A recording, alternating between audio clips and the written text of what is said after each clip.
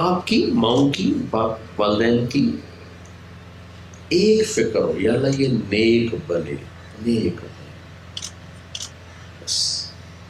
اگر ہم یہ فوکس، میں بیٹھا تھا، میرے استاد صاحب تھے مولانا سعید خان صاحب رحمۃ اللہ، تو ایک شخص آیا اپنے بچے کو لے کر، حضرت دعا فرمائے اللہ میرے بچے کو عالم بنائے۔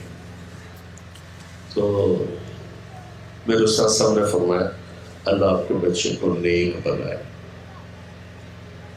مجھے خیال آیا کہ اس نے دعا عالم کے لیے کہا دعا، اور یہ کہہ رہے ہیں نیک بنائے۔ تو پھر استاد صاحب نے خود ہی کہنا شروع فرمایا کہ دیکھو میرے دوست، اللہ نے ہمیں قرآن میں جو دعا سکھلائی ہے وہ ہے رب هب لی من الصالحین، یا اللہ نیک بچہ دے۔ نیک ہوگا تو عالم بھی بنے، ڈاکٹر بنے، تاجر بنے، جو بھی بنے، اگر نیک ہے تو بس معاملہ صاف، نیک نہیں ہے تو پھر عالم بن کے اور فساد پیدا کر۔ تو اللہ ان کو نیک بنائے، اس کی یہ کوشش۔